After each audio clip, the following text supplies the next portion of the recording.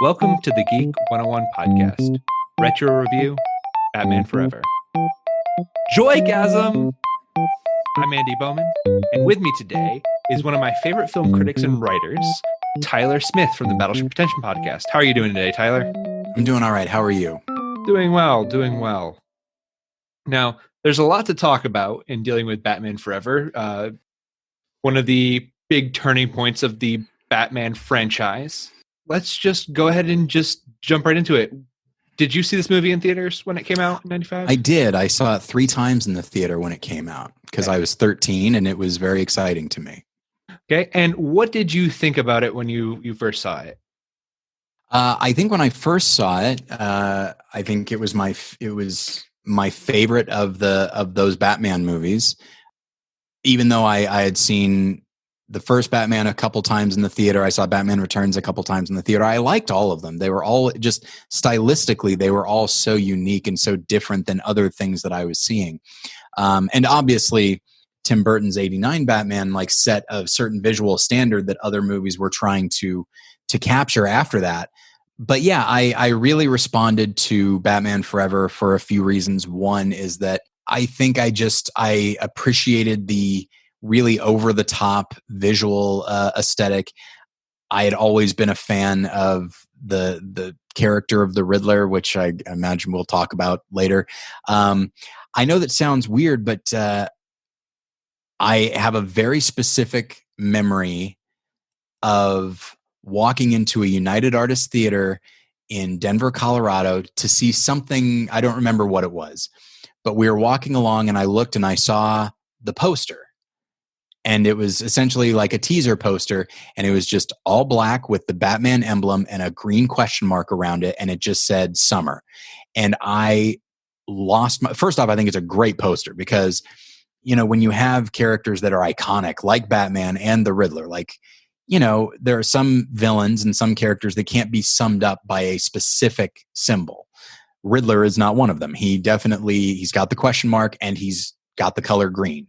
So the minute I saw this black poster with the Batman emblem in green with the question mark around it, I was like, I know exactly what this is, and I couldn't be more excited. And then I saw the movie, and it definitely felt different than Batman Returns, which I saw when I was 10, and I really liked it, but it definitely was not what I was expecting. It wasn't what anybody was expecting, and I don't think I was in a situation where I could appreciate it quite yet as much as I do now. And so Batman Forever was a definite change of pace, certainly visually, tonally, just much more upbeat, and the kind of thing that the 13-year-old me really responded to. So that was a long answer, but I really responded to it. I liked it a lot. Yeah. For me, the first time I watched it, I'm I think 7 or 8 years younger than you. And the first time I watched it was on the neon green VHS cassette tape that they made for it. And I just remembered, first of all, the Riddler was always my favorite Batman villain. And it was a point where when I talk to other people about Batman villains, it's always like, yeah, the two best ones, the Joker and the Riddler. And people were like, well, the Joker, yeah, but it never crossed my mind that the Riddler would not be on par to everybody. Yeah, as the Joker, but I liked it quite a bit. I remember, when my parents got tricked into joining Columbia Video or whatever, that was one of the VHS tapes I got from that, and Batman and Robin as well. But the visual style of this movie is so different from the almost terrifying imagery of Batman Returns. Yeah. I remember my parents not letting me watch it because the first time I watched Batman Returns, I had some kind of nightmare or something. And watching there's a silent German cut of Batman Returns. Yeah. Watching that, it just fits. It's appropriate. Danny DeVito is just so ugly, and it's a gross movie, and this is much more glamorous, and it almost harkens back to the Adam West. Joel Schumacher is trying to make a comedy. Do you get that feel? Well, I know that he himself said that he was trying to make a living comic book. But what's interesting is that could mean a lot of different things to a lot of different people, and for somebody Joel Schumacher's age, a living comic book probably means something that is more like the 1950s or 60s. And in doing so, he is going to wind up harkening back to that Adam West series, which itself was very tongue in cheek and meant to be funny. With this, I wouldn't say he's actively trying to make a comedy. I think Batman and Robin comes along. That's different because with the character of Bruce Wayne, he is trying to explore some of the more tragic aspects to that character. But when it comes to the villains, I definitely feel no real threat from them, as opposed to the '89 Batman and Batman Returns. Like, these characters seem more inherently silly, and so yeah, it's a weird combination. One could even say clash of tones. But yeah, I definitely think he's trying to inject it, probably at the behest of the studio, but also his own sensibilities. I think he's trying to inject some humor, or at the very least some levity, into the film. Yeah, because I watched this last night, one of the first scenes, they just go ahead and introduce Two-Face. They don't bother giving him a backstory, which I think is really risky for this kind of movie. It is, yeah.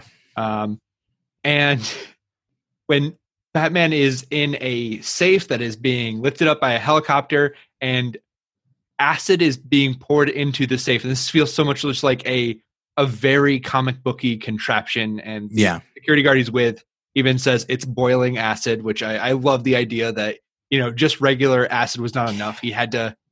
I had that exact same thought when I saw it in the theater. I was just like, boiling acid. I mean, just, if it were boiling water, that itself could actually hurt you. Or if it were just regular acid, that could hurt you. But boiling acid, oh my gosh, Batman's in trouble.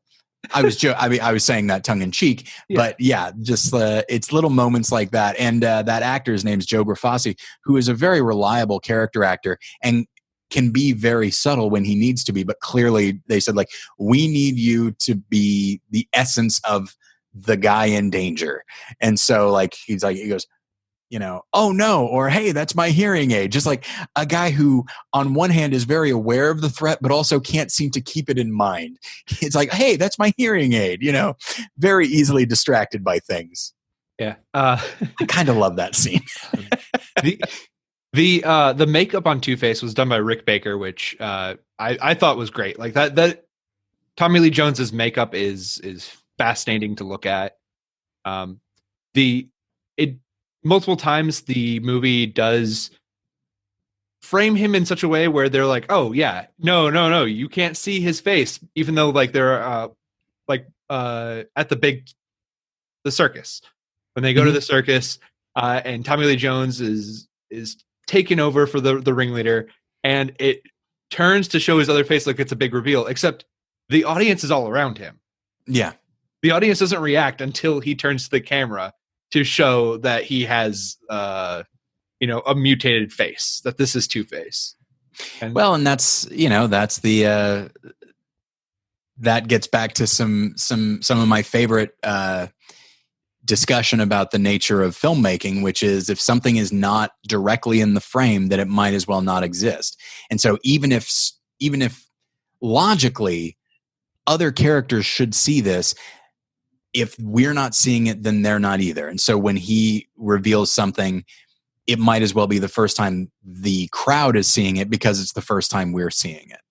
It's just the way that we as viewers respond. And I think, good for Joel Schumacher, who is, I think, a flawed filmmaker, but he does understand how filmmaking works enough to realize that, like, oh yeah, people aren't necessarily going to think of that initially. Just like when the T-Rex bursts out of nowhere at the end of Jurassic Park, it's like, this is a dinosaur that has announced itself constantly, and now it comes just out of nowhere and everyone's surprised. It's like, yeah, because it's out of the frame, and so you're not meant to think about that. Right. Another like weird little detail in this movie is actually within the story itself. We're never really told, I cannot find out how old Robin actually is. Yeah. He moves in with Bruce Wayne to avoid social workers.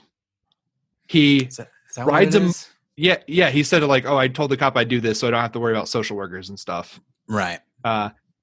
He rides a motorcycle, and at one point, Batman says, "Well, how about just Dick Grayson, college student?" So, Right. it's this bizarre thing watching this. Like, does he not want to lean into the Boy Wonder Robin because for multiple reasons, but also just you can't really expect a 10-year-old to be a sidekick in a movie, or maybe he wants to avoid Leon the Professional vibes. I don't know. It's just one of these things that's weird. It's just like, how old is Robin supposed to be? I'd like an answer because it doesn't seem like the script actually knows or cares.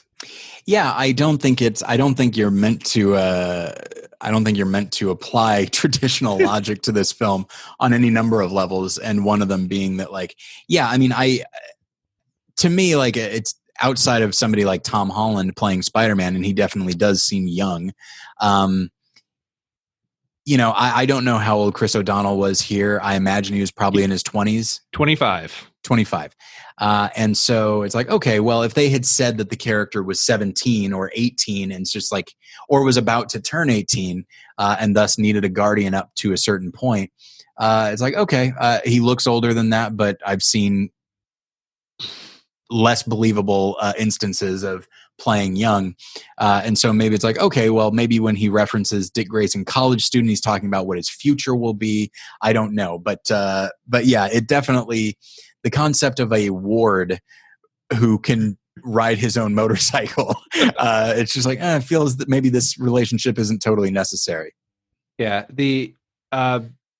So one of the big changes from Batman Returns, of course, is Val Kilmer. How do you rate him as far as the Bruce Waynes on the Bruce Waynes and the Batmans on live action? I think he's very good. And I actually like a lot of what they do with Bruce Wayne. I know that one of the things that the studio wanted after Batman Returns is they wanted a little bit more focus on Bruce Wayne instead of the villains. And so here you've got his relationship with a psychiatrist, which is already kind of an interesting idea. And this idea of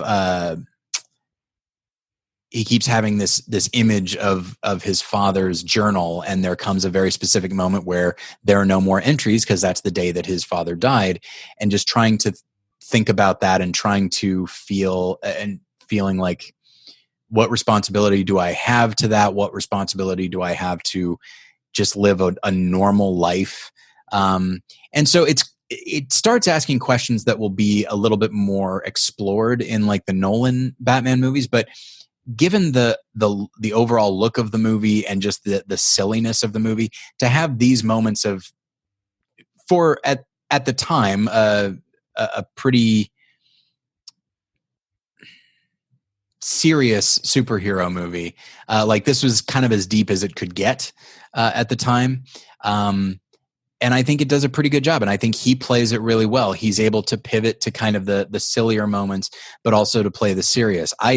A lot of people don't care for him as Batman, and I think they're mistaking the overall film for his particular portrayal. I think he does a fine job. Yeah. When he's in just Bruce Wayne, the level of detached and he doesn't really have too much of a character. He's pretty flat compared to a what I think of Michael Keaton would do, Sure. or what I'm hoping Robert Pattinson's going to be able to do. But overall, like, I don't think he's bad at in any way. Like, I don't think anyone that they've really cast as Bruce Wayne has been actively bad. Yeah, I mean, and even when people talk about George Clooney, it's like, no, he was the best kind of Bruce Wayne and Batman for the movie they were making.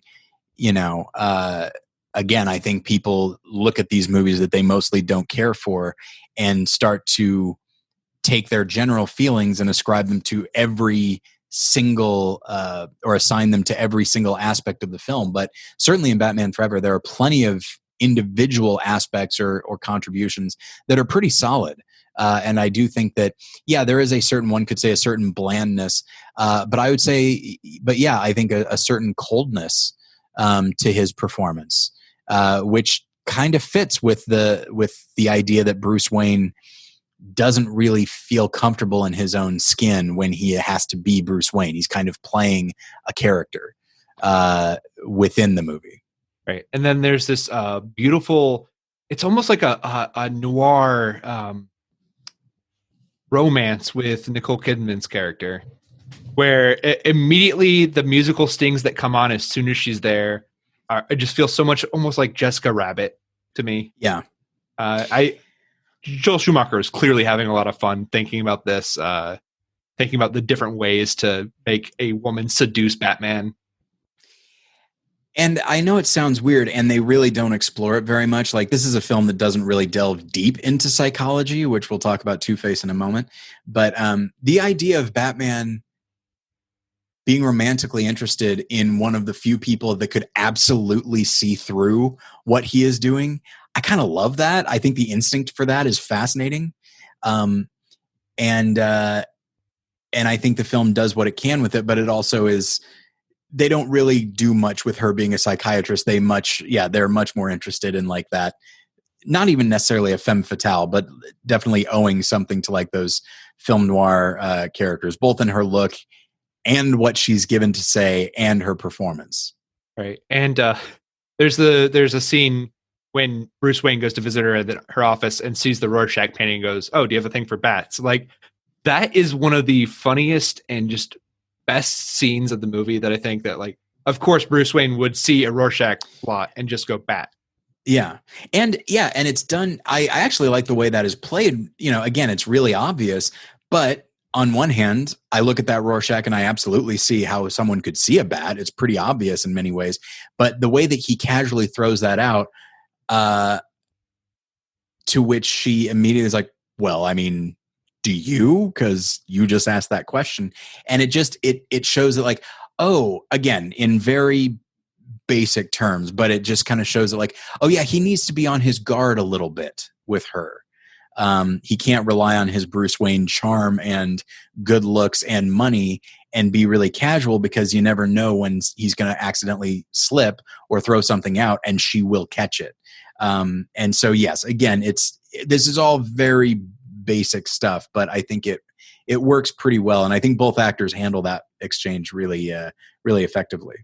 Right. And this movie's also pretty surface level for what it is. I mean, yeah, this is not a, I'm trying to think of a deeper comic book movie. You know, this is not a Logan or a Captain America Winter Soldier, like with something a little extra to say. Yeah, not really. And certainly I do think that the Nolan Batman movies, I think that they really raised the bar as far as digging into themes and character and backstory and connecting all of these together. But at the same time, you know, that was 10 years after this, and a lot had happened in the US, a lot had happened in filmmaking, and a lot had happened in superhero filmmaking to allow for Nolan to go as deep as he's able to go. Once again, this is still, granted, Superman was 78, but that didn't really kick off a lot of superhero movies so much as it kicked off Superman movies. Whereas the 89 Batman started this whole trend that really played up, understandably so, really played up the style, but didn't really delve too deep into the psychology.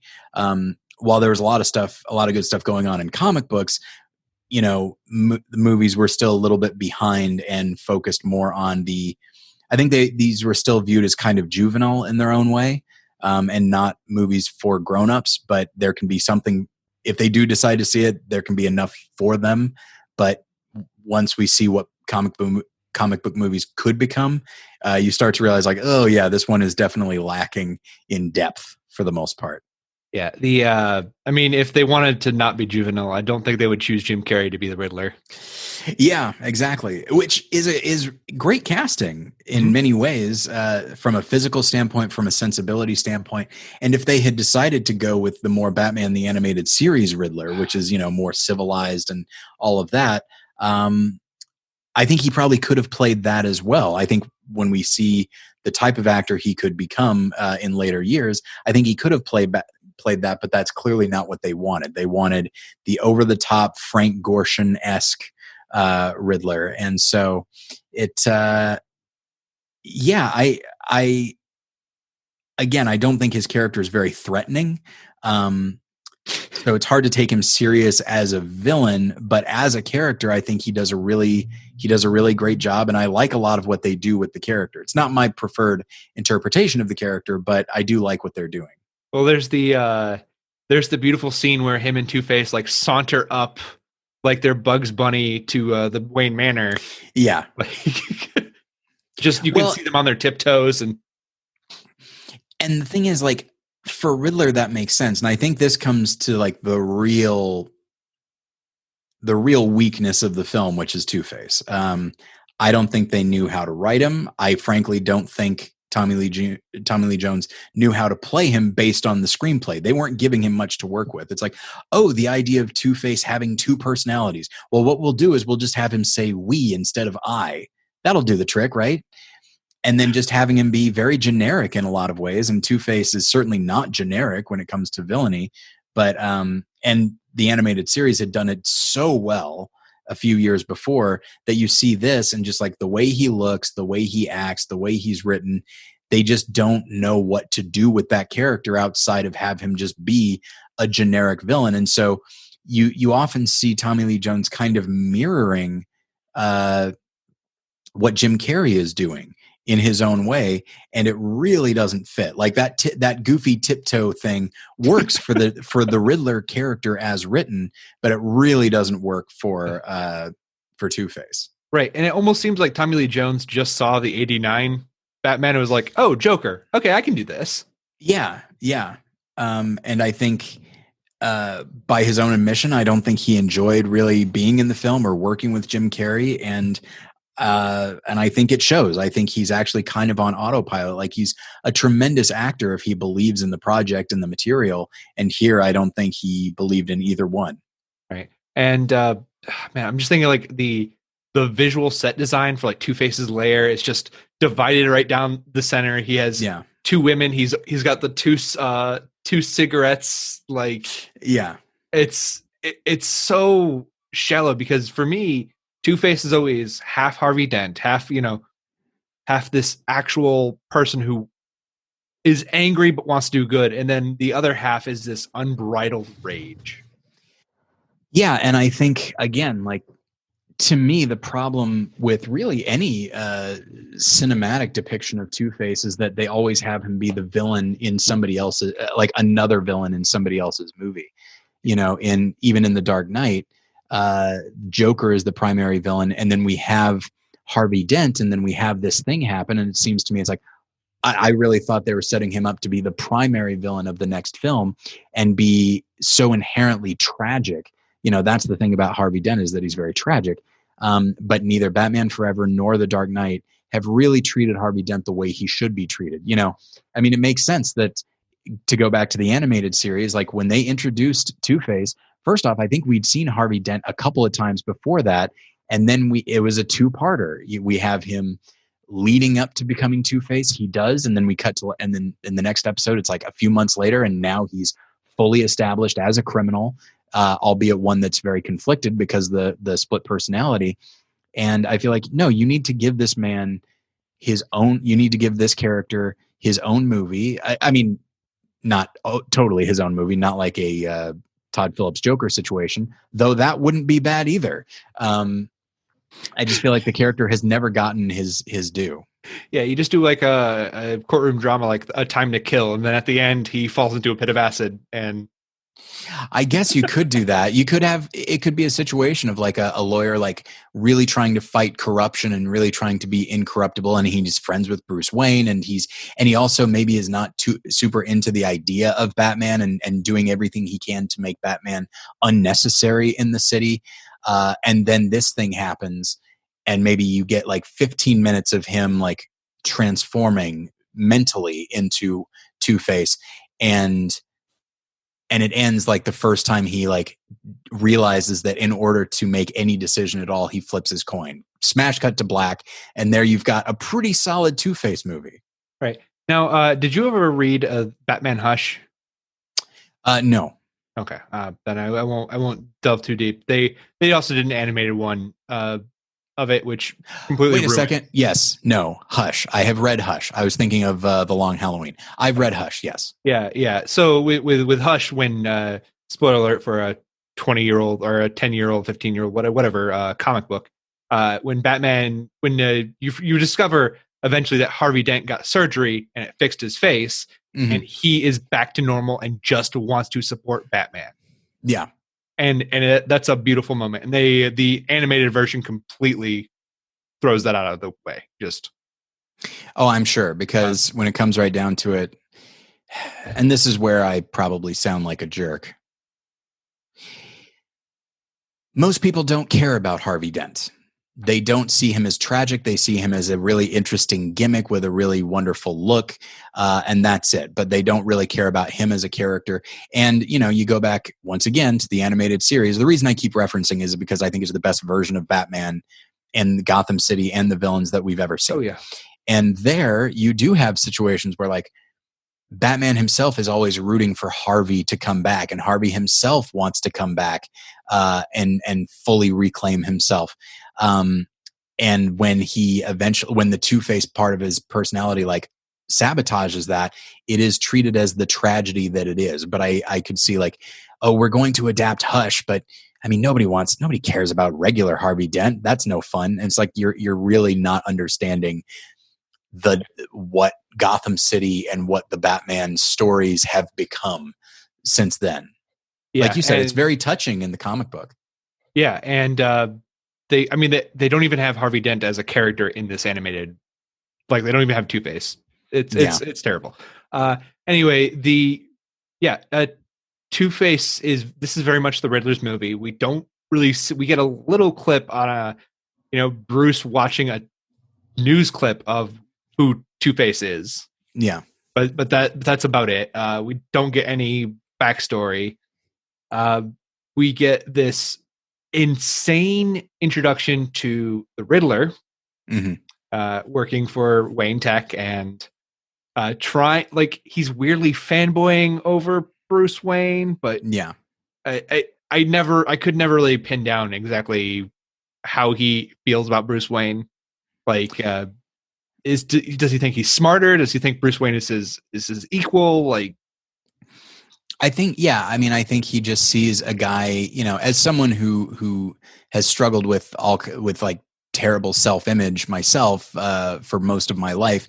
I definitely understand. Like, you look at the guys that you wish you were, and you're just like, oh man. And I wouldn't go so far as say obsess over them. That's the difference between like anybody who deals with envy and a character like Edward Nygma in this film, is that he starts to obsess over that, and be like, and clearly think like, oh, I want to be that, to such an extent that once he acquires money and once he kind of gets the will to do whatever he's going to do, and he goes to that party, his haircut is like Bruce Wayne. He has a fake mole. He dresses like Bruce Wayne. So clearly it's like, this is who I want to be, and I just don't have the ability to do that right now. So in lieu of that, I will just obsess over this guy. I don't necessarily think it's an attraction situation.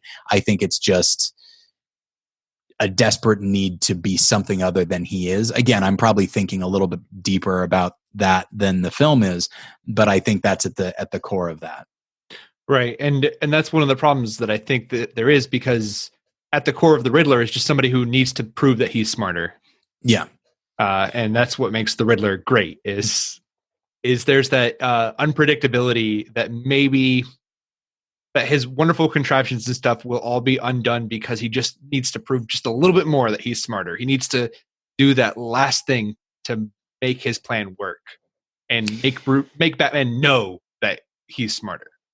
Yeah, and make everyone know that he's smarter, and that's, you know, again, one of the things that I love about the character, not necessarily in this film, but just in general, is that is how much projection there is. This feeling of like, if only he recognized to himself that, like, I am pretty brilliant and I'm pretty amazing, he might be able to turn that intellect towards something constructive and helpful to society.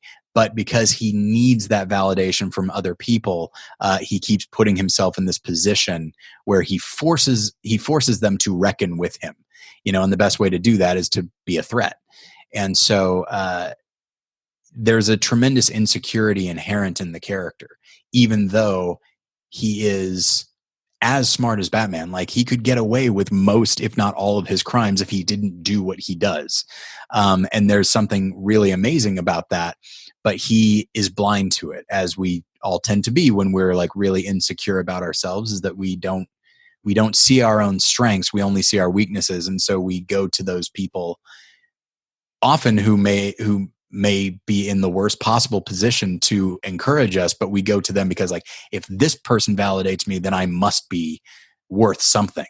I think there tends to be a tragic flaw in like all of Batman's villains, but I think with the Riddler, there's a very specific type of pride, which is to say, like, thinking of himself first. He has a negative pride where he sees himself as not good enough, and as a result puts way too much pressure on other people to validate him. So it's man, I love this character so much. Sorry.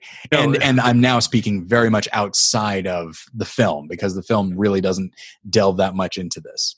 Right. There's this great scene in the film where after he's killed his boss and Bruce Wayne comes to investigate for some reason, probably just because he owns the building. But you can see Edward crying while someone's talking to him. And he says, "Oh, and I found this letter. Its punctuation and spelling and handwriting all match perfectly." Yeah. And you open it up and all it says is "Goodbye, cruel world." Exactly. Yeah. There's so much I like about the Riddler that just does not come off here. It is almost Frank Gorshin-esque in its in his over the topness, and also when he and Two-Face go and destroy the Batcave, and he's pulling out all these little nifty bombs that are incredibly effective for their size, but also like shaped like little bats, and it's a great moment. But back to the review of the movie. What do you think about this movie now? Separated from your 13-year-old self. Yeah. Now I think it's deeply flawed. Obviously, I think it requires to be seen in the era in which it was made. That doesn't necessarily mean letting it off the hook, but like, you can see like, okay, the studio did not expect Tim Burton to make Batman Returns the way he did. It is a film that is almost completely drained of color. So, and it creeped a lot of kids out and disturbed a lot of adults who considered it a very ugly movie, even though in its own way it's quite beautiful. And so it's like, okay, well, we don't want this. And so Tim Burton clearly walked away, and they said, okay, well, we'll find a director who will give us what we do want. Instead of no color, we're going to have lots of color. And instead of this very dour kind of energy, we're going to have very high energy. And we're going to bring a director with very different sensibilities to it. And so I appreciate, so much of it comes out of like what a studio wants. And within that, I think Joel Schumacher is still able to make some really amazing visuals. Like this one thing that was not removed from the Batman Returns vision of Gotham City is just these giant, just the sheer bigness of the city. You have these giant statues and these giant faces. And it's, you go to that circus and it's terrifying, as most circuses are, but like just this weird convention center or whatever you want to call it. And it's visually it's gorgeous, and granted it's got a lot more color, but it really is it is still expressionistic in its own way. And I think I appreciate just the bigness and just the refusal on the part of Schumacher to play it safe and to have it be more conventional in its own way. To go back to the Nolan movies, his emphasis was to try to create a Gotham City that was feasible, which is fine. There's nothing wrong with that. But I think I appreciate the tendency. It's like, hey, we're making a superhero movie. This is kind of over the top anyway, so we're going to create a world where this could feasibly happen. Which is to say, these ridiculous over the top things, we're going to make a ridiculous over the top world so that it seems less silly. And in doing so, you have to make everything a little bit sillier. And then I really appreciate Elliot Goldenthal's music. I think his theme is not as dynamic, obviously, as Danny Elfman's, but I think he actually does some really good work musically. And I appreciate the attempt to deepen the character of Bruce Wayne. And I appreciate what Jim Carrey is doing as the Riddler. I still think it's just not that, when you return back to the Tim Burton films, like they're just very intriguing from certainly a filmmaking standpoint and a visual design standpoint, but I also think tonally there is that mournful quality that I think is inherent to Batman. And when you look at this, and then you look at Batman Returns, you look at Batman and Robin, you see a shift less towards mournfulness and more towards silliness and cartoonish and all the things that certain people consider fun about Batman, but which weren't really there in the Tim Burton films. So I do try to look at it within a lot of different contexts. As of right now, it's not a film that I feel the need to return to very often. I'm excited to see a new vision of the Riddler as played by Paul Dano in the upcoming The Batman. Though I am concerned that they will not treat the character with any respect. Because Riddler is so intelligent, there are a lot of writers and directors and commentators that like to humble him and bring him down. And to me, it's like, no, you're not understanding the appeal of the character if you just see him as someone that, if you see him as like a rich, stuffy character from a silent movie who's just begging to get a pie in the face. Like, no, he needs to be someone who is the intellectual equal of Batman and frankly brings himself down because no one else really can. So I'm excited. I hope they do that. I hope that Matt Reeves has enough respect for the character to do that. But yeah, in this film, but so far this is the only cinematic depiction of the Riddler we have, and I think for what it's trying to do, it's pretty good. But overall, I think the movie is flawed, but with some individual moments and aspects that are pretty solid. Yeah, I will agree with you on that. For the most part, the movie is fine. It does its thing. I think there's a lot of weird editing choices. Like the first time we see Batman, we see just him swoop down. You don't even see him land. You just see just Bruce Wayne's face. You don't even hear him land, which is really off-putting now that I think about it. There's a lot of weird time elements that make this feel very much like it's for children. Like basically the Riddler goes off, starts his own company, becomes the biggest thing in the world in like the course of like a few days is. Yeah, I mean, because there's a bit of a montage of everybody putting the box on their TV and all that sort of thing. So like, I'm willing to give it to say it's been like 3 months. In actuality, it should be more like 5 years. Yeah. If that, but yeah. The inherent silliness of him making a device that allows him to steal the brain energy, like they're never really. They just claim it makes him twice as smart. Like when he first does it. And that's the other thing is that, like, yeah, it's in okay. So similarly to how the film chooses to depict split personalities, which is in an incredibly simplistic way that shows it has no ability or even interest to really explore this. I see no indication that the Riddler is smart. Right. You know what I mean? He doesn't seem dumb, but the idea that he just keeps getting smarter and smarter, it's like, okay, well, what do you mean by smart? What, like, smart versus intelligent? Like, he talks about, like, oh, it seems that he is getting not merely like brain power, but he says that he's like learning people's secrets. It's like, okay, so if he's simply gaining more knowledge with which to move forward and he can blackmail people or whatever, okay, fine. But yeah, like, it makes me wonder, like, well, what does this movie think counts as smart? Is it just the character saying he's smart? It's hard to know. And it goes back to one of the reasons that I like the Riddler is that he's a very difficult character to write. Paul Dini and Bruce Timm and like the people that did the animated series, they said, like, yeah, there aren't very many Riddler episodes because he's very difficult to write because you need to write smarter than you are, which is hard.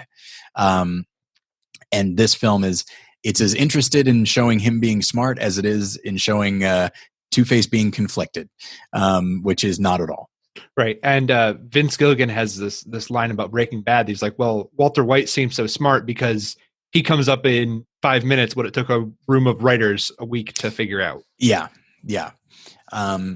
And so, and I think it was smart that they brought in Will Shortz to actually write the riddles. Like, they brought in somebody for whom it's like, oh, well, this is what he does for a living. And so you need to be able to solve them, but they also need to be worded a certain way so that they do seem like genuine riddles. I think there are only 5 riddles written, which is fine. Cause that's the other thing is, like, the Riddler is seen as extremely intelligent, in the comics and all that, but his name, this is not a conceit or a device that you can drop because it's right in his name. He needs to actually ask you a lot of questions and give you riddles and stuff. So, like, he can be a very limiting character to write as well if you're unwilling to engage with every aspect of who the character is, which I think a lot of writers are not willing to do that. Yeah. And I don't think they're willing to give the audience time to think about it too. Like, yeah. Like, when you guys kind of talked about Escape Room, right? Like, Escape Room, the movie, there are these little things, and you as the audience are kind of figuring out the traps at the same time.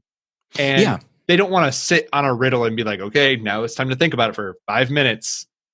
But yeah, and that's why whether it be in the original Adam West series, I mean, Robin was obviously in a lot of those, but like, or the animated series, or really anything, it makes sense that when they made Batman Forever, they were going to need to include Robin, because as characters as Batman is trying to figure out the riddle, you can't just have him sitting there silently. He needs to bounce things off of another character. So, like, if you look at Batman the animated series, Robin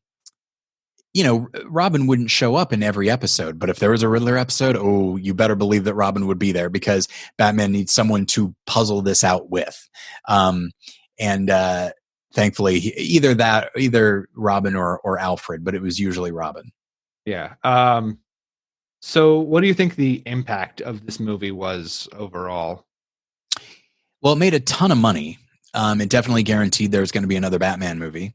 But I think it also suggested that superhero movies or action movies would change. Like, certainly you had movies of a certain visual quality and a certain stylistic quality, and also a certain tone after the Tim Burton Batmans, which also made a lot of money. And so it's like, okay, well, clearly this is what audiences want, so we should try it for this. And then this comes along, also makes a great deal of money.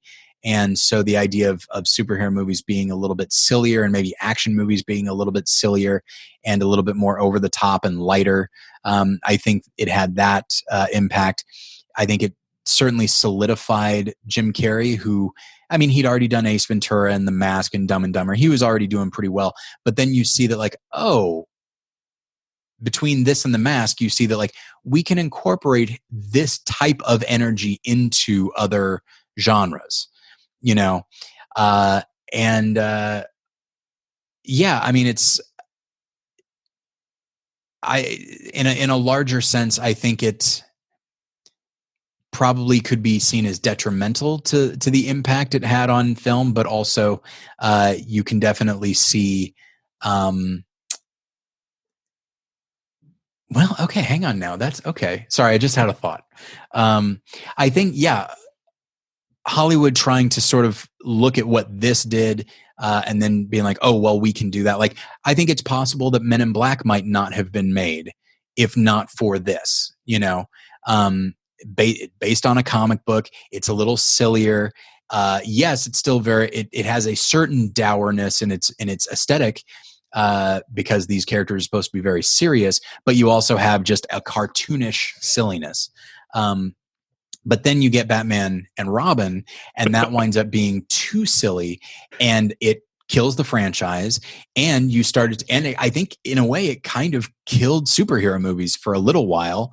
And then X-Men came along, and it's like, okay, but now we're going back to a more dour color palette and that sort of thing. And so these films are very interesting because if you look at the history of, like, Batman on film, these Batman Forever and Batman and Robin are the outliers. They're the ones that are really trying to embrace the goofiness of Batman's roots, but by which I mean, like, the Adam West series and then some of the cartoons and that sort of thing. So, and I think it definitely had an impact on how audiences and filmmakers decided they wanted their Batman. It's like, okay, we saw the colorful Batman. We gave Batman Forever a lot of money, kind of turned off by Batman and Robin. So from now on, if we're going to have our Batman on film, we're going to prefer a darker, more serious one. So, you know, sometimes something can have an impact because it shows people what they don't want. Yeah. And that certainly was the case here.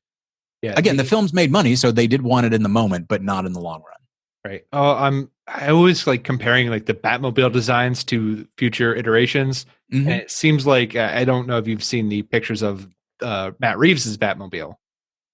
I think I did, but now I don't remember what it looks like. It seems like a lot more of a do-it-yourself Batmobile.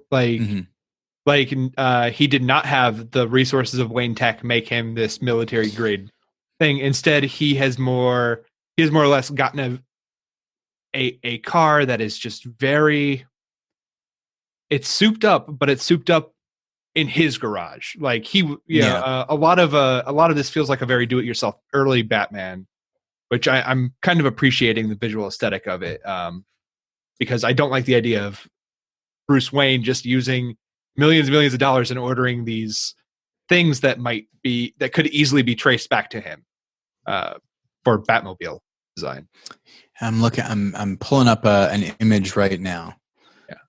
And oh yeah, okay, I see it. I see what you mean, and I think I agree. And you know, and it never fails. Like, whether it be the announcement of Robert Pattinson, and then the look of Robert Pattinson and the look of the Batmobile, like, it just it's so exhausting. Just the way they're like, well, that's not Batman. That's not the Batman I know. It's like, well, true, but thankfully the Batman you know hasn't gone anywhere, and this is just a different version of it, and that's okay. That's one of the neat things about a character like Batman in a world like Gotham City, is that it's adaptable, and you can have it be as ridiculous as Batman Forever, as down to earth as Batman Begins, as expressionistic as Batman Returns, or as pared down as the Batman, in its own way. So yeah, I'm very excited for it. Like, the more I see and the more announcements I hear, the more excited I get about the Batman.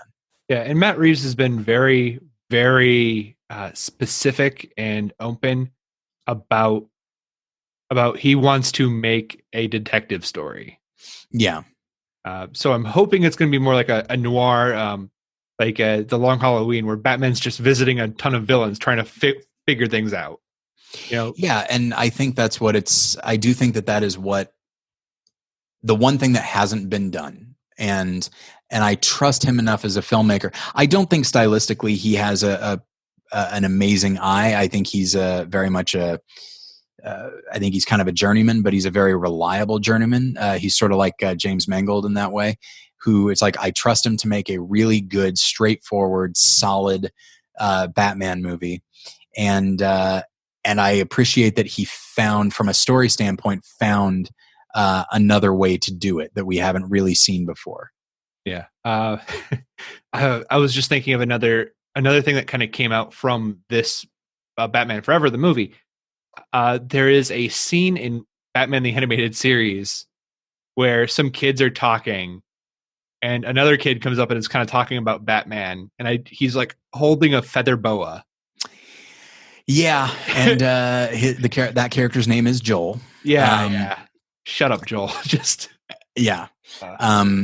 Yeah, it was made shortly after this, where like all these kids are talking about the different versions of Batman they've seen. Well, not versions, that like each one has their own version of like, oh, I heard this or I saw this or whatever. And then this kid Joel, who's effeminate and has like says like, oh, I heard that the Batmobile can like drive up walls, which happens in Batman Forever. And so it's like, shut up, Joel. And I can appreciate people like I can appreciate that they're trying to undercut that idea, but to me, it's just like that seems like a sort of a pot shot. Oh, it's a little mean spirited to make him particularly effeminate. Yeah, but when the Batmobile grapples onto the a gargoyle, you're like, wait, a gargoyle can hold the weight of an entire car without crumbling? I don't know if you've been paying attention, but this version of Gotham City, like those sculptures are built to last. Yeah. They put a lot of care into them. Yes, just like New York, right?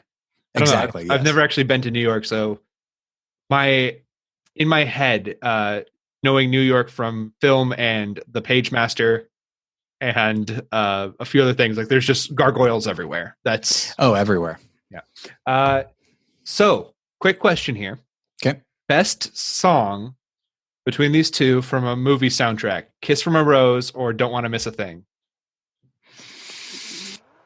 The Aerosmith song from Armageddon. I know. I know. For our listeners, okay, who might not be aware of the Criterion Collection rated Armageddon. It's a good question. I don't care for either one of them, really. I don't think anyone does. But you know what? I think that "Kiss from a Rose" is a little bit more evocative as a song. Like the way, like musically, lyrically, it does feel a little bit more mysterious and create a little bit more of a mood, as opposed to "Don't Want to Miss a Thing," which is, just kind of standard Aerosmith stuff. So I would say "Kiss from a Rose." Okay. And did you notice the little cameo by the very end, playing Dr. Burton is character actor, may rest in peace, Rene Auberjonois. Oh my, yes, absolutely. And the fact that his name is Dr. Burton and he's got this crazy wig on, it's like, yeah, okay. Well, that's, even at the time, I wasn't really attuned to things like that when I was 13, but even I was just like, okay, I know what that is. That's a reference. Yeah. So. Yeah, I think that's really it to discuss with this movie as far as our just general outlooks. What did you think of the climax of the movie? I do like, at its core, the idea of forcing Batman to choose. Yeah. Between saving Robin or saving Dr. Chase Meridian. Exploring this idea of, are you Bruce Wayne or are you Batman? Like, you now have you've allowed yourself to get involved with these two people that you care very much about. But in the end, one of these sides is going to win out. It's something that we would see later on with in Spider-Man in 2002. This idea of a villain making a hero choose, and especially if the duality aspect of the film had been better pulled off, like between Harvey Dent and Two-Face, and between Bruce Wayne trying to figure out who he would rather be and who he identifies as.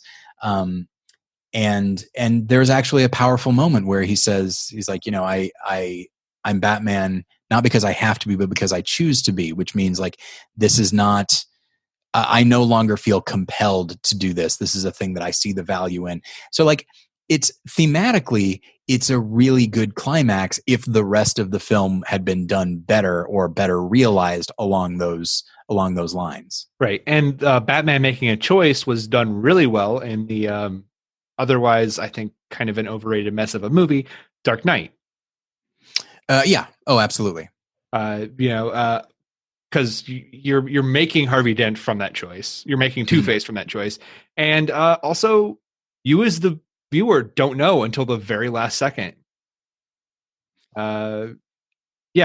That's the thing is like, those films I think have really delved into how did Batman turn, what is it like to be Batman, and how removed do you have to be emotionally from what you're doing? And then you get to The Dark Knight, and it's all about how he no longer feels like he wants to be Batman. He wants to live a regular life. And so he actually winds up choosing the Bruce Wayne choice, which is, I will choose the single person that I care about, as opposed to Harvey